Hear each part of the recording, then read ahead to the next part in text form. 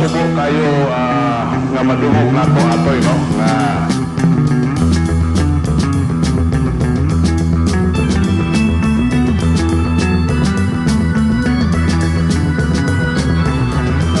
subo kayo nga madungog nato atoy no nga nang mong komentaryo nga labihay na jopod nga makaingon ang atong halandong mayor nga wa gyud tay nahimo maski gamay no. Siguro sama ra na sa istorya nga kining tao nga mata na onya imo pukawon di gyud mo mata kay dili lang gyud gusto mo mata pero mata na gyud na siya actually no. Mo nagingon nga ang tao nga di gusto makakita sa kamatuoran di kita kamatuoran if he so chooses not to see it no. Although klaro kayo sa atong pananaw ang kamatuoran no. Sige siguro mag-isgot kita nga pilang tuig man naglingkod o nagalagad si Rene Relampagos isip gobernador sa lalawigan sa Bohol. Unong ko katuig nga naglingkod no. 1995 until 2001. In the case of Mayor Dan Lim, naglingkod siya isip mayor, sobra sa unong katuig, no? Naana siya karon sa iyang, bago palang gihuman niya ang iyang 7 katuig as mayor of the city of Tagbilaran, and he has 2 more years to go. So, ngayon, balansita, o unsay nahimo ni Rene para sa Dakbayan, unsa ba po'y nahimo ni Dan Lim para sa Dakbayan, no? Pero mag-iskot kita, specific projects for the city of Tagbilaran nga nakapa-enhance ino nato para sa Dakbayan sa Tagbilaran. Dili nato ikalalis nga atong tuig na tao ko dinhi sa Tagbilaran 1963. 1963 until I became your governor in 1995, nalipay ko nga niya paghihapon si Nong Fred Araneta. Kay kini siya saksi, buhing saksi sa kalisod o giantos nga problema sa Dakbayan sa Tagbilaran sa iyang programa nga inyong alagad. Adlaw tanan, di nimo maundang ang mga yangungos katawhan nga Fred, wa na po'y tubig Fred. Ang iyang paborito nga caller kanunay nini mahinumdong ko kato sinong Siano Lim sa Springwood. Kapit kada adlaw, sige reklamo, white tubig. Ang Tagbilaran, rasyon ang tubig. Ang Tagbilaran, kung may tubig, usahay parat ang tubig. Ang Tagbilaran, usahay abre sa gripo, hangin ang mugawas sa gripo. Mauna ang estado sa Tagbilaran. O tungod niya na very basic need of water, wala manggani sa Tagbilaran, muna inungdan nga ang Tagbilaran sa dugay nga panahon, sleepy city, sleepy town. May inungdo mo, mutanaw tagsini niya to, o sa may atong experience mo tanaw tagsini, Maharlika, Pilipinas, Ideal, Melrose, tawa si Mr. Ponte uwing Melrose, kay Suki siguro ni Melrose, no? Diya kay Royal Theater, di ba? O niya, natay uya, mo tanaw tagsini niya to, o sa may mahitabo ito nga panahon na, pangihi na to, no? Muhawid ka sa itong ilong, isod sa CR, ano man, bahong anso, no? Hugaw ang CR. Nga naman, tungod kay way tubig, no?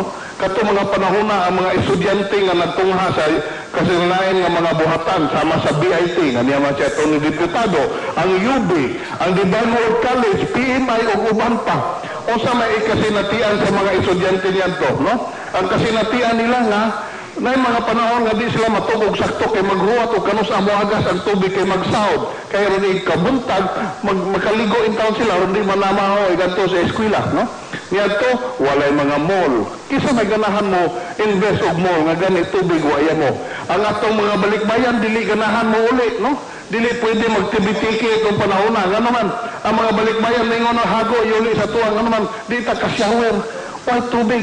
So that was the situation in the province of Bohol, especially in the city of Tagbilaran. Pero kinsa namang gobernador kinsa namang gobernador nga nakaako nga mohimo og usa ka bold step and decision to address the problem of the city of Tagbilaran. Si Rene Relampagos ra. Despite all the odds, we surmounted all the odds. We had the will and the political will kay mo na gikinhangan aron masubad ang maong problema.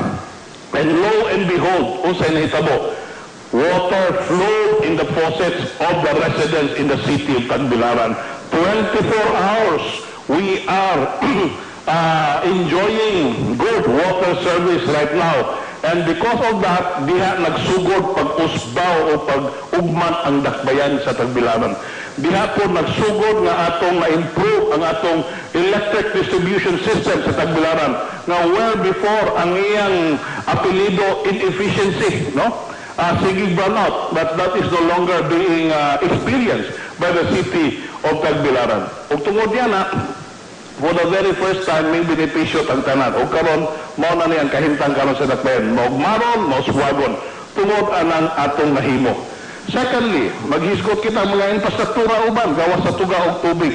Tanawan ninyo Kapitolyo, in 6 years, no? Ang Kapitolyo, tanawan ninyo niya to, luoy kayo ang working conditions sa ato nga mga, ang atong mga kuan, atong mga kawani diha dito, no?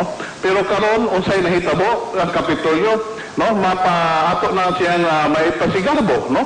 We are already giving good working conditions and environment sa ato nga mga kawani, and because of that, makahangyo o makadima na nila to be more productive, no? Aron na-attain na to ang atong vision, no?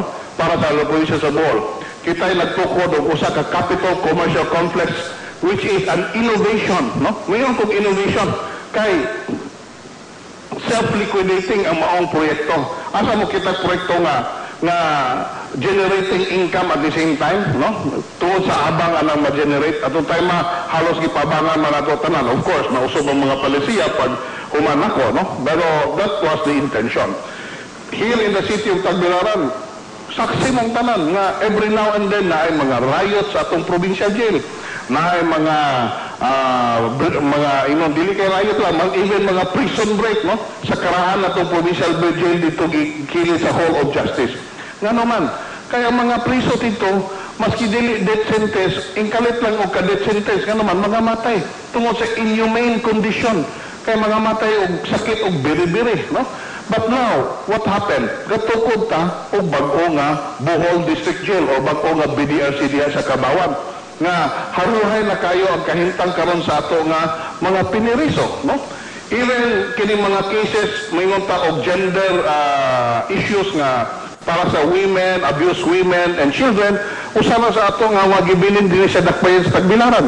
Gatukod tag usa ka crisis center for abused women and children nga ato ning gi-prioritize kuya sa advocacy ni Board Member Freda Tirol ato panahon na makita ninyo na, no? And not only that, even nga to provincial health office nga for so long a time waya mo na sila klarong opisina atong gihuman, no? And then gisugdan po nato nga ang uban nga mga buhatan nga outside sa Capitol complex, katagan na sab nato og very decent and good working environment. Muna gatukod ta og Capitol Annex building sa Dao nga atong nasugdan pero walang nako mahuman tungod kay unsaon man naibaw naman mo sa nahitabo sa 2001 nga nalupig man tas binutbutay, no? Muna giingon og kini kong politika sagol man tay binutbutay niini, no? Muna mo kunay usa ka butang ni Rene Lapagos, wa gyud ko anang dapita kada pamutbot, duha pa ko na makaton, no? So ang ato we're just talking about facts here, no? We're just talking about facts. Kini ang tao siguro nga moingon nga why nahimo si Rene Lapagos para sa dakbayan sa Tagbilaran, mo na giingon og angay siguro pod manghilamos o manghimuta kay murag wa siguro kakita og tarong, no? Probably they would need the services of an ophthalmologist para tanaw ang iyang kahimtang sa iyang estado sa iyang pagtanaw ba kay basig nanay differentials mata, no? Pero the question is, Mayor Dan Lim has been in office for 7 years. Mahotan ako, what has he done for the city of Tagbilaran? No? Usa ba po iyang nahimo para sa dakbayan sa Tagbilaran? Di na lamang ta maghisgot anang mga butika sa katawhan, sana, blue card, no? Because these are things that can easily be done. Dili kinahanglan kayo utok na aron himuon na kay ginagmay nga pundo ra gikinahanglan niya na, no? The more challenging things that he needs to do as chief executive of the city of Tagbilaran is he must address, no, what are the needs of the city of Tagbilaran. Okay, usa may needs. the city of Tagbilaran needs to have a good road network, no? Nabay nahimon niya na. Kamusta ang estado sa ato nga road sections din sa Tagbilaran? Go around the city of Tagbilaran. Tanawan ninyo, pila ba ka kilometrahe ang atong city streets? No? Sa tanang the number of kilometers sa atong city streets, unsa may estado niini, no? Makita ninyo nga a great majority of the city streets of the city of Tagbilaran, no, are unsa puro libaong. Ug mursak moagi kani makasadaan mura kagyatagan og special massage, no? Kay magkimba man nimo sa kenan, no? And not only that, no, sige siya paghambog aning atong iyang gihimo nga gasigi siya og pagbutag anapog aning atong mga city streets. Dili nung puntanan, pero certain road sections. Pero what is happening right now? Is it being put to good use? Ang nahitabo nino tungod kay anapog ni daghan ni mga libaong na karon. O no, daghan na nga wash out na karon, no? So tanawan ninyo, no? How much road improvement is being done, no? For the past 7 years, no? Nga iyang paglingkod. Kining atong problema din sa waste disposal na atiman ba ni, no? Tagbilaran is a growing city, no? It needs a very good solid waste disposal program. What has he done about it? Naa ba? Dili lang kay solid waste disposal. Even ang atong kining giyotog non-solid kining mga na to nga liquid sama sa tubig o mga chemical o guban pa, no? So these are things that need to be addressed, no? Ang atong mga panginhangan sa atong mga tulunghaan dinhi, no? Na-address ba ang mga panginhangan sa atong mga tulunghaan dinhi? Sama sa lack of classrooms, sama sa mga lack of teacher items, sama pananglitan sa atong mga facilities sa mga eskwelahan, whether our school children and our students here have adequate and enough textbooks. Do they have adequate and enough reference materials? Do they have enough facilities in the schools like clinics? Ang ilang mga clinic, is it being addressed o sa mga panginhangan sa mga kabataan na simbako o na mga emergensiya na ba'y magamit? No? Na ba'y ilang mga eksaktong number of mga chairs or armrests or school desks? No? These are things that need to be addressed. No?